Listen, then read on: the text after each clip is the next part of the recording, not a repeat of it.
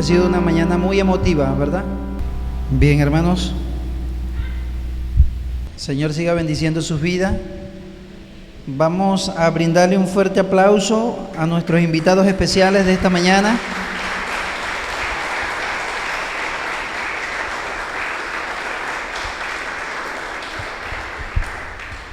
He observado caras nuevas por allí. Sean bienvenidos. Si alguien lo trajo a usted, siéntase que también es bienvenido. Le extendemos también esa invitación como que si nosotros se lo hiciésemos. Vamos a hablar de un tema hoy que tiene que ver con los mandamientos que Dios nos dejó. El tema de hoy se titula arrepentimiento o rebeldía, justificación o juicio. Hay 4 cosas allí, ¿verdad? Arrepentimiento o rebeldía, justificación o juicio. Hechos capítulo 17, versículo 30 al 31. Hechos capítulo 17, versículo 30 al 31. Dice la palabra del Señor: pero Dios, habiendo pasado por alto los tiempos de esta ignorancia, ahora manda a todos los hombres en todo lugar que se arrepientan, por cuanto ha establecido un día en el cual juzgará al mundo con justicia por aquel varón a quien designó, dando fe a todos con haberle levantado de los muertos. Vamos a orar. Padre Santo, Dios Todopoderoso, ciertamente eres poderoso, Señor, pero has hecho grandes maravillas para acercar al hombre a ti, Señor. Por eso hoy te damos gracias, Padre Santo. ¿Quién como tú, oh Señor? Tú eres digno de toda alabanza y de toda adoración. Queremos rogarte que tú trabajes, Señor, en las áreas específicas, en los terrenos, Señor bendito Dios, aquellos terrenos que necesitan ser arados, terrenos, Señor, donde deben ser, Señor, purificados, para que la semilla entre y produzca y dé fruto a su tiempo, Señor. Quiero rogarte, Señor, por la salvación de aquellos oyentes que no te conocen, aquellos, Señor, que vinieron a acercarse de pronto por curiosidad, o de pronto, Señor bendito, porque algo les ha impactado en su vida y porque tú les estás llamando, Señor. Yo quiero rogarte que tú intervengas de manera especial en la vida de cada uno de ellos, Señor. Aquellos que vinieron inquietos por problemas, Señor bendito, Dios mío, espirituales, en el nombre poderoso de Jesucristo, conforme la autoridad que tú me has dado, Señor, en esta hora reprendo toda influencia del diablo, todo espíritu diabólico, toda opresión satánica que se levante contra tu iglesia, en el nombre poderoso de Jesucristo, lo reprendemos y echamos fuera toda fuerza espiritual, demoníaca, que se levante contra tu pueblo en el nombre de Jesucristo. Echamos fuera a esos espíritus demoníacos. Señor, trae la paz al corazón que hoy necesitan, el gozo, los atributos de tu Espíritu Santo, Señor, esos dones especiales, Padre, en el nombre de Cristo Jesús. Te ruego que tú hables por mi boca hoy, Señor. Trata con este mensaje y que la luz del Evangelio pueda entrar en el corazón de cada uno de ellos y pueda revelar la condición de cada uno, Señor. Inquiétalos, por favor, en Cristo Jesús. Amén y amén. Pero Dios, habiendo pasado por alto los tiempos de esta ignorancia, ahora manda a todos los hombres y en todo lugar que se arrepientan, por cuanto ha establecido un día en el cual juzgará al mundo con justicia. Uno de los atributos de Dios es la justicia, querido amigo y querido hermano que me oye. Si usted un día se acercó a Cristo con la intención de recibir gozo y alegría simplemente, o porque le dijeron que la mejor manera para vivir una vida es a través de Cristo, donde usted no va a tener problemas ni dificultades, no le explicaron bien el Evangelio. Jesucristo dijo en una ocasión: y en este mundo tendréis aflicciones, aún conociendo el Evangelio de Cristo. Pero confiad, dijo Jesús, yo he vencido al mundo. Si usted cree que Cristo le va a resolver todos sus problemas, de pronto espiritual, económicos, de pronto social, y usted ha venido con esa intención de que Dios resuelva sus problemas de matrimonio, puede ser que en parte Dios lo puede hacer porque Él es un Dios totalmente poderoso, pero no es la razón de ser. Cristo vino con un propósito específico, es salvar a los hombres. Salvar a los hombres de una tremenda ira que trae Dios sobre la humanidad, donde usted está en peligro. El Señor manda a que todos los hombres se arrepientan, entreguen su vida a Cristo y cambien su manera de pensar y su manera de ver la vida. El apóstol Pablo, según el contexto que acabamos de leer, estos versículos, vemos el contexto donde habla. Allí Pablo sale de Berea y se va a la región o a esta ciudad de Atenas, una ciudad donde el primer versículo nos da información de esta región. Dice así, versículo 16 de el mismo 17, capítulo 17, versículo 16, dice así: mientras Pablo los esperaba en Atenas, su espíritu se enardecía viendo la ciudad entregada a la idolatría. Este es uno de los contextos que vemos acá, una ciudad totalmente devastada por la idolatría.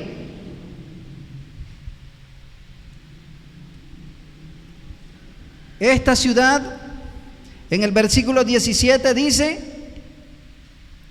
así que discutía en la sinagoga con los judíos y piadosos, y en la plaza cada día con los que concurrían. Muchas personas iban allí. Los atenienses les gustaba ocupar su tiempo en escuchar o en hablar de ideas nuevas que surgían, como en estos tiempos que vivimos, que la gente ocupa su tiempo en los equipos de fútbol, en las novelas, ocupa su tiempo en las nuevas películas que saca Hollywood, en las nuevas películas que publica Netflix. De eso habla la humanidad hoy en día, de las nuevas series de terror que salen. De eso ocupa mayor su tiempo aquellas personas que no tienen idea de que el tiempo es supremamente valioso.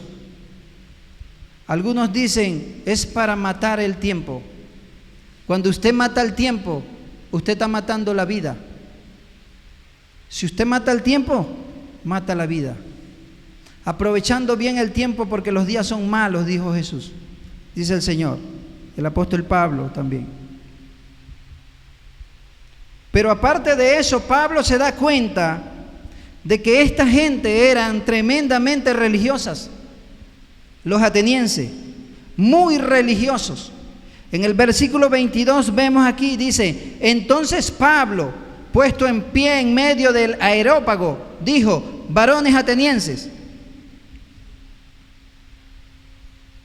observo que sois muy religiosos, muy religiosos. Pablo sabía que detrás de un ídolo, que detrás de las fiestas religiosas, que detrás de los carnavales, que detrás de las peregrinaciones o ferias, Hay un trasfondo, querido amigo y querido hermano, un trasfondo espiritual oscuro, muy oscuro.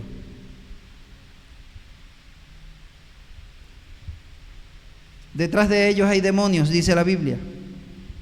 Que el Señor los reprenda. Pero cuando vemos una feria que se levanta aquí en Pedraza, inclusive los cristianos agarran sillas y se van a las orillas de las calles a ver las ferias, a ver lo bonito de cuando pasan marchando en joropo aquellos jóvenes, pero también esperar donde las chicas pasan casi desnudas. ¿Cuál es la intención del corazón? Es impresionante que el mundo está totalmente cegado en lo que el Señor detesta más, la idolatría. Principalmente cuando esas celebraciones existen derramamientos de sangre, juramentos, votos a cualquier ídolo, promesas a diferentes deidades. Inclusive cuando llevas tu hijo a que le secreten porque el niño tiene supuestamente parásito, o porque el niño tiene esa enfermedad que llaman mal de ojo. Entonces muchas veces agarran el niño y no lo llevan al médico o no lo llevan a un hermano para que oren por él, sino que van y se lo llevan al brujo de la esquina para que secreten al niño, para que recen por él. Y así quieren vivir una vida santa y piadosa. Es impresionante. Detrás de estos hay poderes de las tinieblas, queridos hermanos. Detrás de eso. Y el Señor te dice: arrepiéntate de tus pecados. El Señor lo detesta. Son poderes de ocultismo. Y el ocultismo tiene una consecuencia gravísima. Cuando usted le mandan a tomar sangre para que espantarle no sé qué cosa, detrás de eso hay un pacto diabólico que usted está haciendo. Cuando usted lleva a su niño a que corten el cuello de una gallina y le echen sangre en la espalda del niño y pasar algo sobre él para supuestamente matar los parásitos, hay un pacto diabólico. Usted está sellando a su hijo. Usted está entregando a su hijo al mismo diablo. Eso la Biblia lo enseña y lo vamos a probar ahorita. ¿Cómo es posible que un cristiano, un hombre redimido por la sangre de Cristo, una mujer redimida por la sangre de Cristo, va a llevar su propio hijo, sabiendo que puede caer en una consecuencia de esta? Lleva a su hijo a un asunto de esto, porque no está mal. No está mal. ¿Cómo que no está mal? ¿No has leído la Biblia? ¿No has leído las Escrituras que dice que la Biblia condena todo este tipo de actos? Pero tú dices: no, hermano, eso es simplemente un acto ceremonial, de protocolo. Nos invitaron allá a la iglesia popular y allí hay que hacerse la cruz y te dan la hostia, pero es un acto protocolar porque allí se van a graduar y yo tengo que estar allá. Saque cuenta de algo, hermano. Cuando usted ve a su hijo totalmente en rebeldía, que usted ora por su hijo, ora por su hijo, ora por su hija, pero usted no hace memoria de los lugares en los cuales usted ha estado, usted condena a sus hijos a vivir una vida en oscuridad. El Salmo 106, versículo 34 al 39, vamos a ir a ese Salmo 106.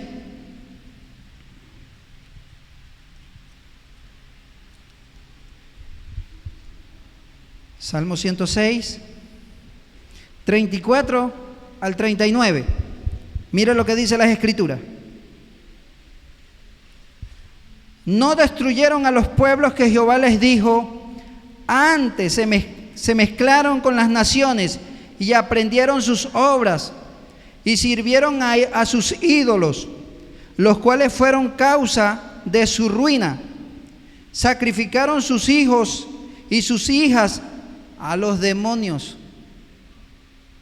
¿A quiénes los sacrificaron? A los demonios. Y los entregaban supuestamente a una deidad, a los demonios. Versículo 38. Y derramaron la sangre inocente, la sangre de sus hijos y de sus hijas, que ofrecieron en sacrificio a los ídolos de Canaán, y la tierra fue contaminada con sangre. Se contaminaron así con sus obras y se prostituyeron con sus hechos, dice la palabra del Señor. Pero vamos a ir un poquito más allá a una historia. Segundo de Reyes, capítulo 17. Vamos a ver esa historia de Segundo de Reyes, capítulo 17.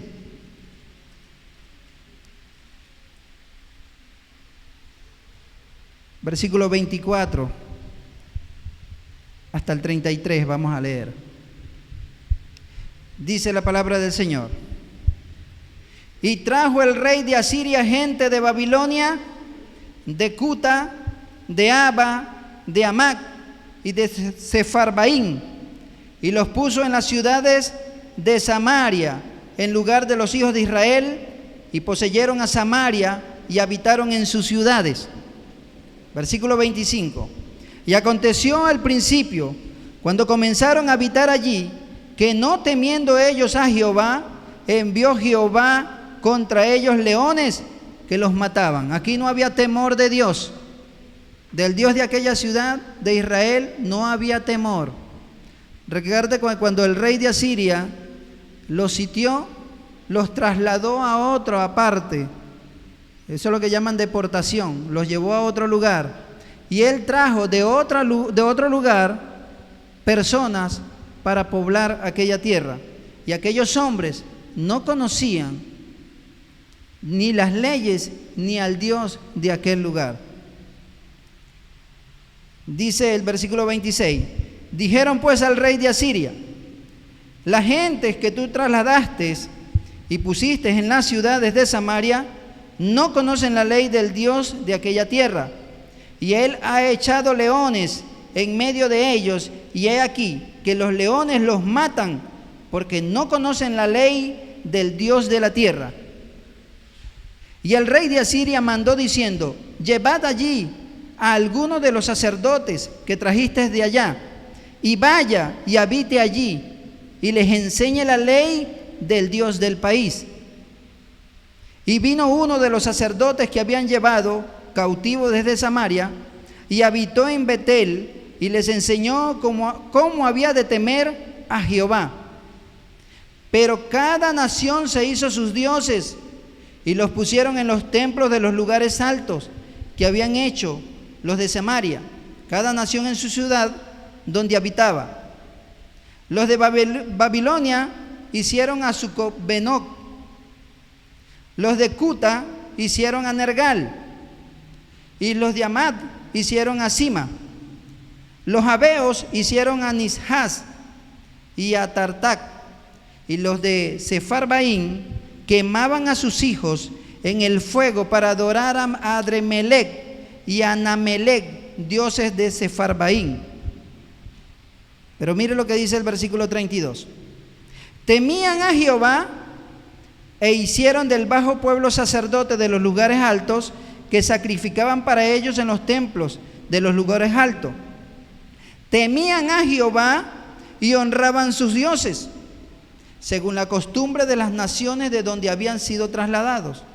Hasta hoy hacen como antes, ni temen a Jehová, ni guardan sus estatutos, ni sus ordenanzas, ni hacen según la ley y los mandamientos que prescribió Jehová a los hijos de Jacob, el cual puso por nombre Israel. Temían a Jehová, pero también guardaban sus ídolos. ¿Sabe, hermano? El temor, y lo he repetido varias veces acá, el temor de Dios es la conciencia continua de que Dios nos ve las 24 horas del día y que Él nos va a pagar conforme a nuestros hechos. Si usted es de los que creen en Dios o en Cristo, pero todavía tiene ídolos escondidos en su corazón, usted no teme a Dios entonces. Usted no teme a Dios entonces, querido hermano o querido amigo. Leyendo este pasaje, noté en el versículo 26 que dice que esta gente que no conocía la ley de Dios, el mismo Señor Dios de los cielos y de la tierra, va a permitir que los leones lo devoren. ¿Por qué? Aquí hay razones espirituales bíblicas. ¿Por qué? Porque no conocen la ley de Dios. Y juegan, dice que en el versículo 33, a tener doble identidad, a temer a Dios y a honrar a sus ídolos. Esto no puede ser, dice la Biblia, porque usted no puede amar a dos señores. Vas a amar a uno y al otro lo vas a menospreciar. Así dice la Biblia. Esto no puede ser. ¿Por qué será que esto se puede conectar con un versículo que dice, creo que es el apóstol Pedro, dice que Satanás anda como león rugiente, buscando a quien devorar?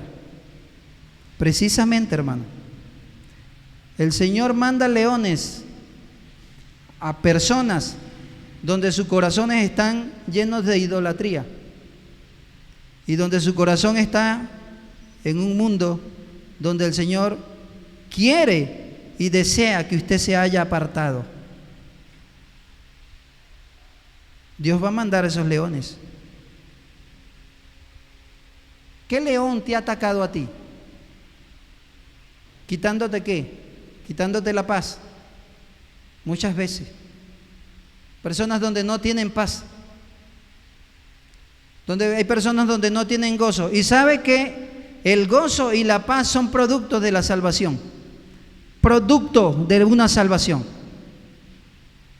El Espíritu Santo dice, hay 9 atributos que habla el Espíritu Santo de allí, que son frutos del Espíritu Santo. Y entre eso está el gozo. Donde hay cristianos que no tienen gozo. ¿Por qué? Hay que revisarse. Dice la Biblia que examinaos a vosotros mismos si estáis en el Señor o no. Hay que revisarse, hermano. Hay que examinarse si estás en el Señor o no. No te engañes. Hermanos, hay una ira fuerte que viene para la humanidad. Ira de Dios. Él manda, dice, en todo lugar, a todo hombre que se arrepientan de todos sus pecados. El Señor nos dejó estándares morales para vivir una vida de fe, una vida piadosa. El cristiano evangélico, conocedor de las Escrituras, debe vivir una vida como Cristo la vivió. Nosotros los cristianos no debemos parecernos al mundo. No, hermano. Nosotros los cristianos no debemos hablar como habla el mundo. Nosotros los cristianos no debemos ver las películas que ve el mundo. Si yo le preguntara a usted y que me enumerara los 10 mandamientos, comenzando desde el primero hasta el 10º, ¿usted me los diría? ¿Usted me los contaría desde el 1 hasta el 10 en el orden que está? ¿Los conocería, hermano?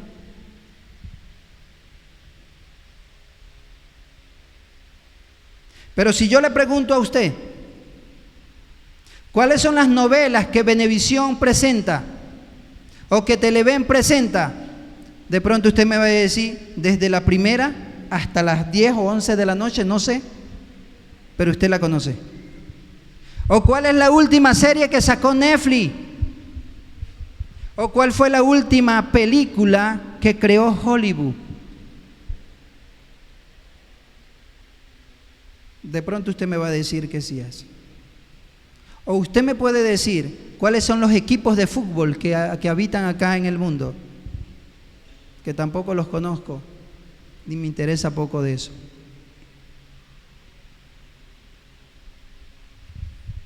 Estándares morales de Dios. Hay normas de Dios, hermano, para los cristianos. Nosotros no podemos vivir la vida como la vive Shakira, o como la vive ese otro cantante que hablaba de la vida loca. No, los cristianos no pueden vivir vida loca, porque Cristo no vivió una vida loca. Cristo vivió una vida recta, santa, en integridad. Mucha integridad, querido hermano. Algunos estándares morales de Dios. En la ley de Dios habla, voy a comenzar con el segundo mandamiento. El segundo mandamiento dice, no te harás imágenes. No te harás imagen. El primer mandamiento es amarás al Señor tu Dios con todo tu corazón, con toda tu alma y con toda tu fuerza, dice el Señor. Ese es el primer mandamiento. El segundo mandamiento es no te harás imágenes. Ahora tú puedes hacerte una imagen con tus manos o con tu propia mente. ¿Alguna vez has dicho algo así como esto? Mi Dios es un Dios de amor y misericordioso. No es un Dios de juicio y nunca mandaría a alguien al infierno. Pues si has dicho eso, tienes razón. Tu Dios, al que tú creaste en tu imaginación, Él no puede mandar a nadie al infierno. A ti no te va a mandar al infierno. ¿Por qué? Porque Él no podría, ni podrá. Porque eso es solamente el producto de tu imaginación. Ese es un Dios que tú creaste a tu forma. Ese no es Dios de la Biblia. Ese no es el Dios que encontramos aquí en las Escrituras. No es ese Dios.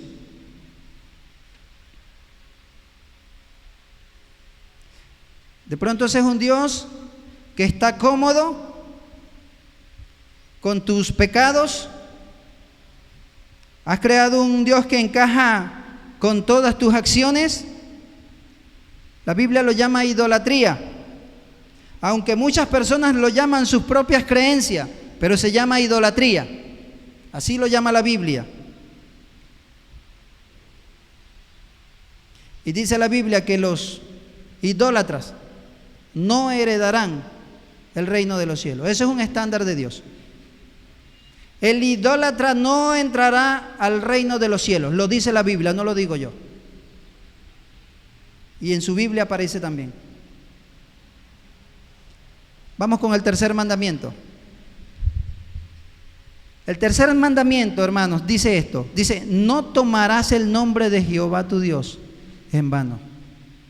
Si usted se pone a revisar las películas de hoy en día, el nombre de Dios es blasfemado en todas las películas. En todas. Cuando usted expresa, querido hermano, querido amigo, desprecio o disgusto nombrando al Dios, nombrando el nombre de Dios con disgusto o con desprecio hacia una persona, eso se llama blasfemia. Eso es blasfemar el nombre de Dios. Eso es tomarlo en vano. Agarrarse la cabeza y nombrar el nombre de Dios con mucho disgusto, blasfemia. La Biblia dice que usted ha quebrantado ese mandamiento y yo también lo he quebrantado. Hemos quebrantado ese mandamiento. Cristo advirtió Y él dijo, de toda palabra ociosa que digan los hombres, darán cuenta en el día del juicio. Se va a dar cuenta hasta de eso, hermano. Porque dice la Biblia que Él no tendrá por inocente al que haya tomado el nombre del Señor en vano. Son estándares de Dios. Cuarto mandamiento. El cuarto mandamiento dice, acuérdate del día de reposo para santificarlo. Eso lo dice. Y usted dice, sí, pero nosotros no creemos en el día de reposo. Nosotros guardamos el domingo. Sí, pero la Biblia enseña quién es el día de reposo. Ella lo enseña. Desde Génesis hasta Apocalipsis nos dice el Señor quién es el reposo. Y ese reposo se manifestó en carne, dice la Biblia. Jesucristo dijo, yo soy el camino, yo soy la verdad y yo soy la vida. Pero también Él dijo, venid a mí todos los que estéis trabajados y cargados, que yo haré descansar. El descanso es una persona, se llama Jesús. Usted no puede descansar en un día, usted necesita descansar en una persona y se llama Jesucristo. En el momento, lo que la palabra de Dios nos muestra allí, como reposo, mientras no hayas aceptado a Cristo, querido amigo, mientras tú no lo hayas aceptado, tú no puedes santificar el día de reposo. Mientras tú no hayas aceptado a Jesús. Yo viví 22 años sin conocer a Jesús, rompiendo con este mandamiento. No fue hasta que yo llegué a Cristo, entregué mi vida a Jesús, puse mi fe sobre Él, y ahí es donde empecé a santificar el día de reposo, a hallar descanso en Él. Es en Cristo, no es en un día. Quinto mandamiento. Honra a tu padre y tu madre. Quinto mandamiento. Hay que honrar a papá y hay que honrar a mamá. ¿Por qué razón? Porque es tu papá y es tu mamá. Debes respetarlo. Debemos honrarlo. Que ellos se sientan agradables, que tienen hijos, que ellos se esforzaron, que las madres lo cargó 9 meses, que se trasnocharon muchos con ellos, y por razones que la Biblia dice que usted va a heredar. Y usted no va a heredar algo, esa bendición, si usted no honra a su papá y no honra a su mamá. Dice la Biblia que este mandamiento tiene promesa. Y la promesa es que te irá bien y tendrás larga vida. ¿Te gustaría irte bien en la vida? Bueno, honra a tu papá y a tu mamá. Hay que honrarlos, hermanos. Hay que enseñarle a los hijos a cómo honrar a papá y a mamá. Hay que enseñarles. Sexto mandamiento. El sexto mandamiento dice la Biblia, dice, no matarás. No asesinarás. Son estándares de Dios. No le quites la vida a alguien. Jesucristo en una ocasión dijo, oíste a los antiguos que fue dicho, no matarás. Pero yo os digo, cualquiera que se enoje contra su hermano es un homicida. ¿Está usted enojado contra un hermano? ¿Está usted enojado contra un pariente suyo? ¿Está usted enojado contra su vecino? Es que no lo paso. Es que hoy me cae gordo. Es que cuando oro por ese hermano es que me provoca darle. ¿Ahora sí, hermano? Pues la Biblia dice que usted ha quebrantado este mandamiento también. Los estándares de Dios nos dice que nosotros como cristianos sí nos podemos enojar, pero que ese enojo no pase tiempo y tiempo. Dice la Biblia, no se ponga el sol sobre vuestro enojo, ni deis lugar al diablo. ¿De qué manera se le puede dar lugar al diablo entonces? En un enojo. Bueno, que mi corazón empieza a amargarse por dentro, a envenenar mi cuerpo. Y llega un momento de tanto veneno que tengo en mi cuerpo que yo contamino al que está a mi lado. Mira bien, dice la Biblia, no sea que alguno de vosotros deje de alcanzar la gracia de Dios, que brotando alguna raíz de amargura, por ella no crezcáis, dice la Biblia. Se ha estorbado. ¿Por qué? Porque hay raíces de amargura por un enojo. Estoy molesto con ese hermano. ¿Por qué hizo eso? ¿Por qué hicieron eso? Enojo, molestia. Séptimo mandamiento. La palabra del Señor dice de esta manera: no cometerás adulterio. No sé por qué está en el séptimo mandamiento el asunto del adulterio. Pero es que el adulterio es tan venenoso y peligroso, queridos hermanos, que una persona que comete adulterio, al menos unos 5 o 6 mandamientos ha roto. Miente, roba, comete adulterio, mata. Bueno, una cantidad de mandamientos que quebranta acá con este mandamiento. El Señor dice que el que comete adulterio es falta de entendimiento. Dice que corrompe su alma al que tal hace. Pero también enseña la Biblia aquí, cuando Jesús le dice: oíste a los antiguos que fue dicho, no cometerás adulterio, pero yo os digo, cualquiera que mira a una mujer y la desea tener en su corazón, ya adulteró. Entonces todos quedamos en ese juicio de Dios, todos. Hay adulterio físico, pero hay adulterio de corazón. Y al Señor no le interesa tanto lo físico, le interesa el corazón. Entonces usted y yo hemos quebrantado ese mandamiento también. Usted y yo lo hemos quebrantado. Octavo mandamiento. La Biblia dice: no robarás. No robarás. Robar, algunos dicen, pero son pequeñeces, porque yo no le saqué $100 de la cartera al hermano, yo lo que le saqué fue $1. ¿Cuál es la diferencia? $1 a $100, le sacaste un billete, pudo haber sido de alto valor. Es que yo le robé un chicle, nada más un chiclecito. Sí, pero ese chiclecito era de él, eso no le pertenecía a usted, eso se llama robar. Entonces la Biblia enseña que los ladrones no entrarán al reino de los cielos. No entrarán. Esos son los estándares de Dios, queridos hermanos. Vamos con el noveno mandamiento.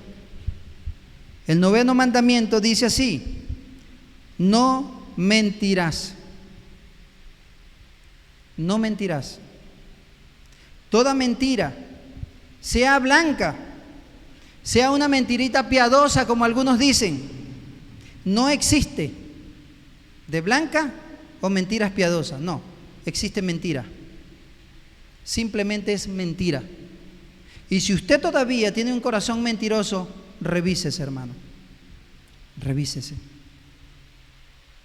El hecho de que usted venga a una iglesia y se congregue aquí y diga aleluya y levante las manos, eso no significa, hermano, que usted tiene el cielo ganado. No. No lo tiene ganado de esa manera. La Biblia dice que no es por obra, para que nadie se gloríe, para que nadie se jacte de las cosas buenas que hace. No.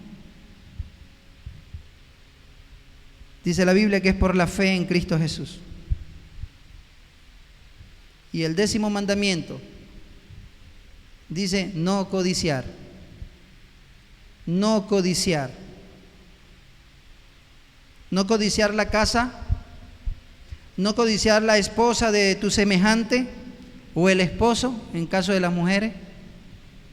No codiciar en la antigüedad los esclavos, las esclavas No codiciar un empleado de algún comerciante. No lo codicie, dice la Biblia.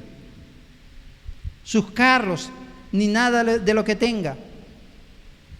Dice la Biblia que los que son codiciosos, dice, tampoco entrarán al reino de los cielos. Puedes ver usted, querido hermano, querido amigo, que los mandamientos nosotros no los hemos podido guardar, ninguno, la ley de Dios. Dice la Biblia en Santiago 2:10 que cualquiera que guardare toda la ley, pero ofendiere en un punto, se hace culpable de toda. Esto quiere decir que ni usted ni yo podemos guardar la ley de Dios, pero son los estándares de Dios. ¿Cómo entonces? ¿Cuál es la razón? ¿Cómo vamos al cielo? El joven rico le dijo a Jesús: Maestro bueno, ¿qué debo hacer para heredar la vida eterna? Jesucristo no le dijo: vamos a almorzar a la casa y te hablaré de la gracia. No. Le dijo: ¿los mandamientos los has cumplido? No robarás, no matarás, no dirás falsos testimonios, honrarás a tu padre y a tu madre. Y él le dice: Señor, desde mi juventud lo he hecho. Ciertamente lo había hecho. Era un judío de aquellos que se le enseña que a los 8 años ya el niño se sabía los 5 libros de la Biblia. El Pentateuco, Génesis, Éxodo, Levítico, Número, Deuteronomio. Eran unas máquinas para grabar. Hoy los niños lo que se saben es Pepa, porque el padre le coloca al niño todo el día a ver televisión. Pepa. ¿Usted sabe dónde está Dios, papi? Sí, en mi corazón. ¿Realmente, hermano? ¿Realmente el niño dice que Cristo verdaderamente está en el corazón? ¿Cómo se lo hemos enseñado? ¿Cuál es el ejemplo a seguir? ¿Cuánto tiempo invierte el niño en la televisión? ¿Cuánto tiempo inviertes tú, querida hermana, viendo novelas? Pasión de gavilanes, la lujuria. ¿Qué es eso? Cristianas viendo novelas. Entonces el marido empiezan a detallar al esposo. Usted como que me está... Claro, porque está cargada de eso, de celos, de un asunto ahí, hermano. No, hay que deshacerse de todo ese tipo de cosas. Dice la Biblia que nos vistamos de las ropas que nos dio Cristo a nosotros. Y también los hombres van a hablar con las esposas, porque la esposa necesita ser escuchada, y él, sí, y Messi le dio un balonazo y le pegó, y Messi, Cristiano Ronaldo y los otros, y bueno, usted sabe la cantidad de jugadores ahorita. Una pasión por ese tipo de cosas. Todos los mandamientos, entonces nosotros no los hemos podido cumplir. La ley de Dios, hermano, nos deja a todos culpables. Culpables. La Biblia lo dice que es como un maestro que nos lleva a Cristo. Él no nos va a justificar. La ley de Dios no nos va a justificar. La ley de Dios nos va a condenar. Siempre. Si usted es infractor de la ley, ahí está la ley para apresarlo. Listo. No justifica. La ley de Dios revela lo que somos. Es su luz verdadera. Algunos tal vez se identifican con esto. Escúchenme esto. Tienes una mesa de madera en tu casa, una mesita de madera. Está en la sala, está en el medio de la sala. La sacudes, está limpia y sin polvo. Luego abres las cortinas dejando entrar la luz. ¿Qué ves en la mesa? Polvo. ¿Verdad? ¿Qué ves en el aire? Polvo. ¿La luz creó el polvo? No. La luz simplemente reveló que hay polvo en la sala y en la mesa. Cuando nosotros abrimos la cortina del lugar santísimo, ¿qué hace la ley de Dios? lo que hace es alumbrar en mi corazón lo que yo soy realmente. Y el Señor me dice: usted es un pecador, usted es un infractor de toda la ley, usted merece la ira de Dios, usted merece el infierno. Así me dice la Biblia. Así me la dice, queridos hermanos.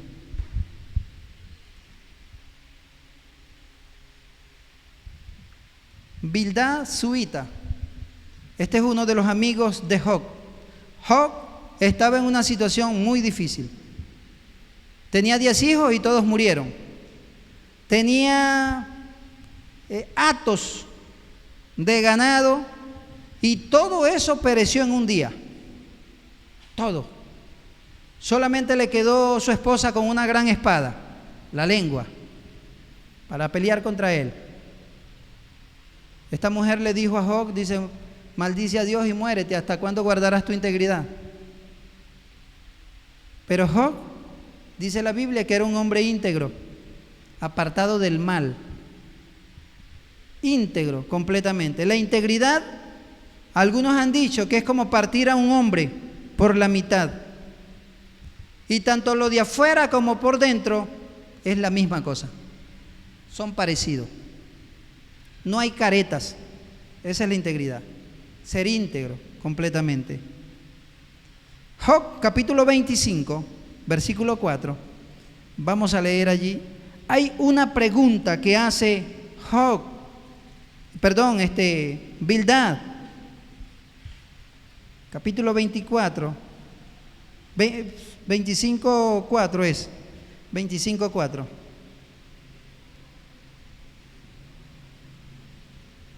Si todos hemos quebrantado la ley, si todos somos infractores de la ley, entonces, aquí está la pregunta que dice Bildad Suita. ¿Cómo pues se justificará el hombre para con Dios? ¿Cómo? Si leemos en el versículo 1, dice: respondió Bildad Suita y dijo: el señorío y el temor están con él. Él hace paz a sus alturas, tiene sus ejércitos número. ¿Sobre quién no está su luz? ¿Cómo pues se justificará el hombre para con Dios? ¿Cómo será limpio el que nace de mujer? ¿Qué entendía este hombre? Que hay una ley que se llama la ley de la imputación, que cuando cometió pecado Adán y Eva, el pecado de Adán y Eva fue transferido a todos nosotros, y todo hombre nacido de mujer trae un problema con Dios, enemistad contra Dios, y que Dios no lo va a aceptar hasta que no cumpla sus normas. ¿Y cuáles son las normas entonces? Vamos para allá. ¿Cómo se justificará el hombre para con Dios? ¿Cómo puede uno que rompe la ley de Dios, que niega a Cristo, que desafía a Dios, que merece el castigo de Dios, cómo puede este pecador ser totalmente justo y libre? ¿Cómo? ¿Cómo puede serlo entonces? Hay algunas preguntas que nosotros siempre hacemos de evangelismo y le decimos a la gente que evangelizamos: si usted muriera hoy, ¿usted tiene la certeza en su corazón de ir al cielo? ¿Usted cree que si usted muere hoy va a ir al cielo? De pronto usted me dice: sí, yo voy al cielo, porque si no voy a un purgatorio y entonces me sacan de pena y me llevan a descansar. Qué falsedad tan grande, hermano. Qué mentira tan grande. Y el que saca de pena y lleva a descansar es el borrachito de la esquina. Come chimó, escupe chimó, fuma tabaco, fuma cigarrillo, pero él va a sacar de pena y va a llevar a descansar a fulanito que murió. Qué triste, hermano. El mundo va por un despeñadero y no hay razón. Nadie se da cuenta, pero el Señor nos está advirtiendo que van por un despeñadero. Entonces, ¿cómo puede este pecador ser totalmente justo y libre de toda culpa? Por un Dios que es absolutamente santo, hermano, santo. Ni el mismo Moisés pudo ver a Dios. Si Moisés veía a Dios cara a cara, iba a morir. Pero usted me puede decir, entonces Isaías, ¿cómo lo vio? No, no lo vio. Tuvo una revelación de Dios. Si Isaías lo ve en el pecado que estaba, Isaías muere también. Isaías muere también. Porque su palabra es firme, es fiel, es fiel.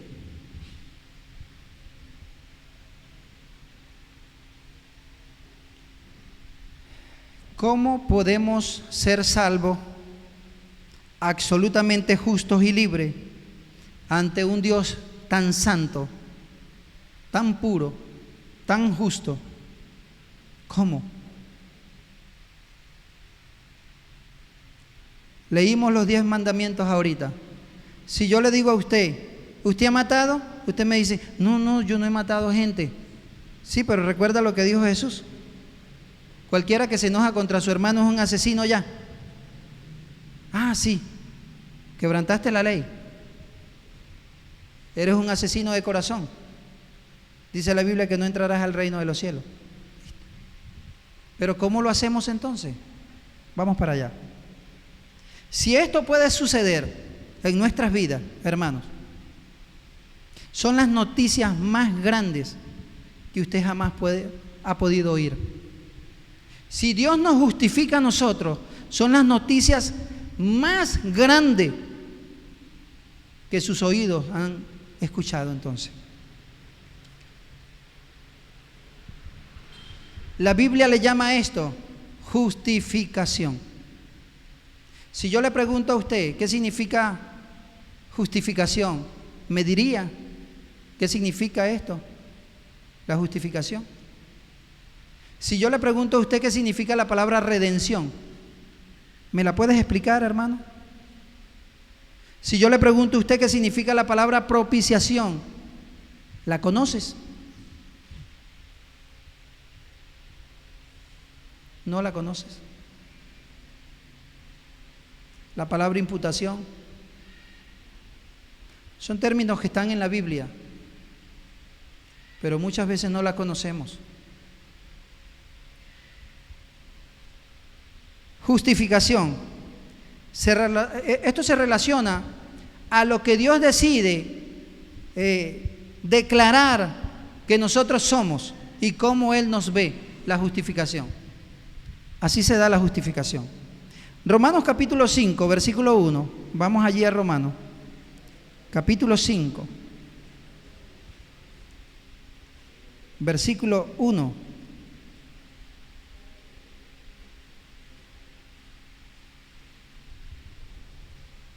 Dice la palabra del Señor: justificados pues por la fe, tenemos paz para con Dios por medio de nuestro Señor Jesucristo. Justificados. Antes que mi justificación se diera, yo no estaba en paz con Dios, hermano. No había paz con Dios. ¿Qué había? Ira de Dios sobre mí. Era así. No es hasta que llega Cristo a mi vida y ahora yo soy justificado delante del Padre. Eso es la justificación. Entonces estábamos enemistados con Dios. Versículo 10 lo dice en Romanos. Tiene que ver con todos los mandamientos o la ley de Dios. Eso tiene que ver. La ley reveló en mí el pecado, y eso es lo que hace la ley. Revela en nosotros cuando nosotros hemos pecado. Mentirosos, blasfemos, desobedientes a los padres. Bueno, todo lo que tiene que ver con la ley. ¿Qué hace la ley? La ley no nos defiende. No, que hay que ponerse, las mujeres tienen que andar no sé cómo, porque si no se va al infierno. La Biblia dice que no es por obras. La Biblia dice que usted, señora dama, debe tener mucho cuidado cómo se viste. ¿Por qué razón? Porque nosotros los caballeros tenemos un problema que no nos justificamos, pero hay un problema dentro de nosotros. La misma Biblia nos enseña que el hombre se excita por la vista. Cristianas, me perdonan hermanas, pero lo voy a decir, ya lo escuché una vez del hermano Gustavo, pero cristianas vistiendo ropa mosquitero. ¿Sabe cuál es esa ropa mosquitero? Sí saben cuál es, ¿verdad? Son unas blusitas que se colocan y se ve todo, hermano. Si no cargara un brasier, se ve completamente sus partes. Las mujeres deben vestir con pudor, dice la Biblia. De igual manera, nosotros los hombres, los caballeros, la Biblia le enseña a las damas que deben modelar una vida santa, un verdadero evangelio, modelarlo. A los hombres, a los caballeros nos dice que debemos liderar como Cristo fue líder. Así nos envía el Señor esa palabra. Entonces, ¿qué hace la ley? No nos defiende, nos deja indefenso. La ley no nos justifica, nos deja culpable. Eso es lo que hace la ley. Hebreos dice, y de la manera que está establecido para los hombres, que mueran una sola vez y después de esto, el juicio. Eso lo dice Hebreos 9:27. Y cuando un pecador comprende que ha quebrantado la ley de Dios, huirá al Salvador solo para escaparse de la ira venidera que viene. Hay una seguridad. Ira venidera. Por eso manda Dios a todos los hombres, en todo lugar, a que se arrepientan. ¿Por qué? Hay una razón. Porque ha establecido un día terrible, en el cual juzgará al mundo con justicia. Querido amigo, esto no es un asunto de felicidad, el Evangelio. Para vivir bien. Algunos han salido con el Evangelio de la prosperidad. Siembra y el Señor te bendice. Serás prosperado, tu familia. Y hay una serie de cosas que el hombre emplea para atraer muchas personas a las iglesias. Pero ellos no se interesan por su vida pecadora. No, hermano, no le van a hablar de que usted ha cometido pecado y que debe arrepentirse. No le van a hablar. Le van a hablar a usted es de cuánto usted puede aportar para algún ministro de estos que llaman. Mientras usted da más será bendecido. ¿Será cierto eso?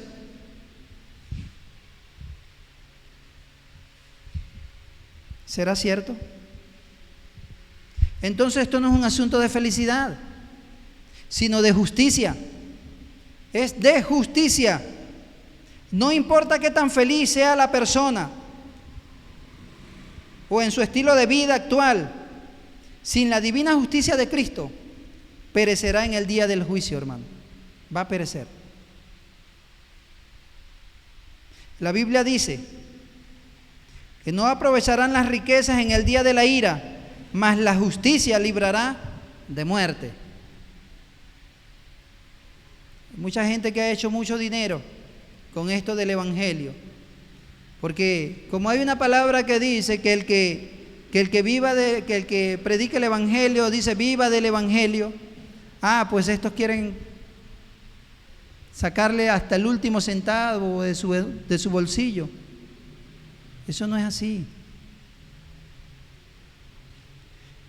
Si usted viene a Cristo buscando gozo, buscando paz, buscando felicidad y todo bonito, pero no viene con un corazón quebrantado por sus pecados, arrepentido, por el hecho de que ha pecado contra Dios, no tendrás el gozo del Señor. No tendrás la paz del Señor. No lo vas a tener. Porque eso eso es algo legítimo de la salvación. El gozo, la paz, la mansedumbre, la templanza, todo eso son de la salvación netamente. Y si no vienes con un corazón quebrantado o arrepentido, pues no tendrás la salvación.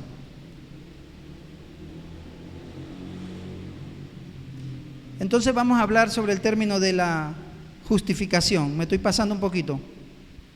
Muy pocos la conocen. La justificación viene de una palabra dikaio, con 2 O al final y con K. Dikaio. Y significa declarar justo o justificar. Pero ¿quién nos declara? Bueno, el Señor nos declara. Dios Padre nos declara. La justificación contiene 2 elementos, 2 cosas. Número 1, el perdón. Cuando entregamos nuestra vida a Cristo, el Señor nos perdona. Esa es la número 1, el perdón de todos los pecados. No que algunos pecados, todos los pecados. Eso lo dice Romanos 8:33, Hechos 13, 38 al 39, si alguno está apuntando por allí. Usted y yo somos justificados, dice la Biblia, si creemos en Él, si creemos en Cristo, viene la justificación. Voy a leer Hechos 13, 38 al 39 rapidito. Hechos 13, 38 al 39. ¿Sabe pues esto, varones hermanos, que por medio de Él se os anuncia perdón de pecados? Ese es el número 1 de la justificación. Perdón de pecado. Y que de todo aquello de que por la ley de Moisés no pudisteis ser justificados, en Él es justificado todo aquel que cree. Entonces la justificación viene en el creer en Cristo. ¿Cómo nos podemos deshacer de la ira de Dios?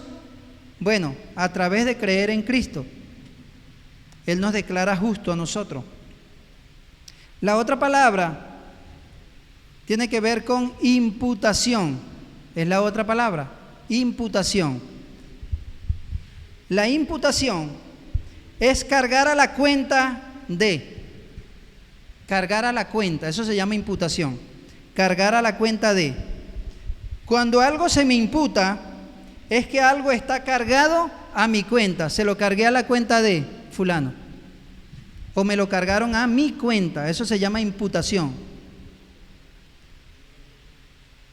Hay 3 maneras de conocer la imputación. 3 maneras que se dieron en el mundo entero. 3 maneras. La imputación número 1 del pecado de Adán hacia todos nosotros. Todos. El pecado de Adán cometió pecado y fue imputado el pecado de él hacia toda la generación humana. Usted tiene ese pecado de Adán para acá. Eso se llama imputación. Toda la raza humana. Adán fue el representante de toda la humanidad. Por tanto, cuando Adán cayó, su culpa fue imputada a toda la raza humana. Esa es la imputación, esa es la primera imputación. La segunda imputación es la que lleva a Cristo a la cruz. Esa la lleva a Cristo a la cruz. Y es que mis pecados le fueron imputados a Cristo. Yo como que traía un saco de pecados, y los suyos, y los suyos, y los suyos. Y en el momento de la cruz, en la cruz, todos nosotros, los que se acercan a Cristo con un corazón contrito y humillado delante de Él, el pecado mío fue imputado en Cristo y Él cargó mis pecados. La justicia de Cristo fue imputada a mí y por eso yo soy justo delante de Dios. La santidad de Cristo fue imputada a mí y por eso yo soy santo. ¿Me entendieron, hermanos? Somos santos por la imputación que cargaron a nosotros en la cruz del Calvario. Por eso Cristo dijo, consumado es. Es decir, la deuda ha sido pagada. Toda. La deuda ha sido pagada. Cristo es tratado brutalmente en la cruz. Por esos pecados que yo tenía y por lo que yo merecía. Él es castigado, abofeteado, lanceado, clavado en la cruz. Esa condenación, ese trato indebido a Cristo era el que yo merecía. Ese trato debió caer sobre mi vida, pero cayó sobre Cristo porque Él tomó mi lugar. Es la imputación. Él tomó mi lugar, querido amigo. Cuando Él toma mis pecados sobre sus hombros, la razón por la cual Dios Padre permite que Él sea crucificado de esa manera es porque mis pecados le han sido cargados a su cuenta. Todos mis pecados. La tercera imputación es la santidad de Cristo. Toda persona que recibe a Cristo como Señor y Salvador de su vida, todo aquel que recibe la salvación de Cristo, Él imputa, o Dios imputa la santidad de Cristo, se la imputa a aquel que ha venido a Jesús. Por eso es que usted es santo y yo soy santo, para poder entrar en el reino de los cielos. Yo no he podido cumplir la ley a cabalidad, querido hermano. No, ni usted tampoco. Pero cuando yo pongo la fe en Cristo Jesús, resulta que entonces la santidad de Cristo, y no solo la santidad, su obediencia me es imputada a mí. La obediencia perfecta de Cristo es cargada a mi cuenta, y Dios me trata ahora como si yo hubiera vivido la vida de Cristo, y trata a Cristo como si Él fuese vivido tu vida o mi vida. ¿Se da cuenta? La justificación es el resultado de una transacción por la cual el pecador creyente cambia lugar con el Señor Jesucristo. Se transfieren. Estoy en el paredón, voy a ser muerto, me están apuntando y viene Cristo, toca el hombro de aquel que me va a matar y Él viene aquí, toma mi lugar y me retira y Él muere por mí. Pecado es transferido. El Señor hizo esa transferencia. Segunda a los Corintios 5:21. Con esto estamos terminando, hermanos. Segunda a los Corintios 5:21. Dice la palabra del Señor: al que no conoció pecado, por nosotros lo hizo pecado, para que nosotros fuésemos hechos justicia. ¿En quién? De Dios en Él, ¿verdad? Justicia de Dios en Él. Cristo llega a ser pecado, nosotros a ser justos. Esa es la manera. Como me miraba el Señor anteriormente, ahora Él va a ver a Cristo en la cruz del Calvario. Por eso es que toda la ira de Dios cayó sobre Jesús. Toda. Por eso es que cuando Jesús oraba en el Getsemaní, Él no oraba por miedo, hermano. No.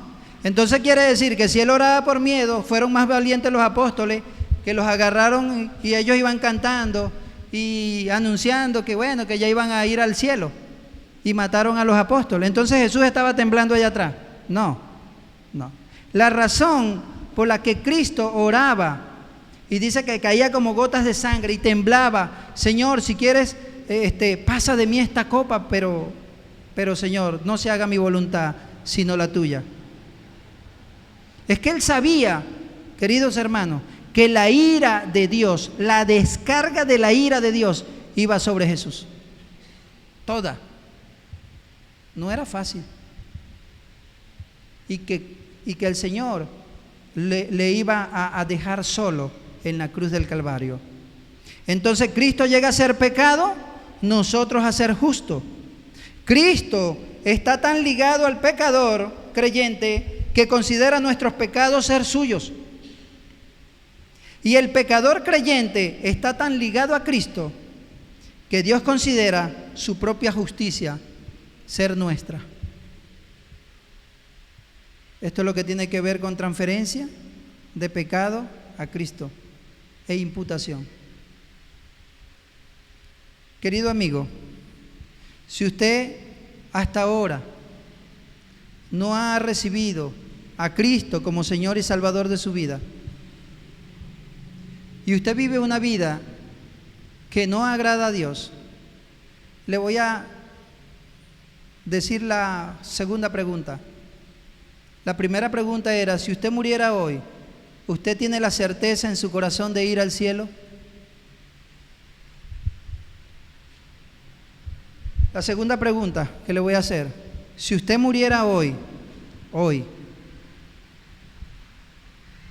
y subiera al cielo, y Dios le preguntara a usted, ¿por qué debo dejarte entrar al cielo?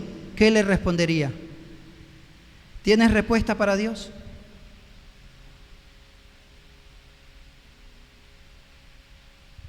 Si usted hasta ahora no ha entregado su vida a Cristo, ¿sabe el sacrificio que hizo Cristo en la cruz? Fue extraordinario y valioso, hermano. Extraordinario y valioso. Era usted y era yo los que merecíamos ir a la cruz. Cristo no tenía nada que ver, pero por amor a usted y por amor a mí, el Señor envió a su Hijo para que nosotros tuviésemos vida eterna. Te voy a pedir que se pongan de pie, por favor. Vamos a orar.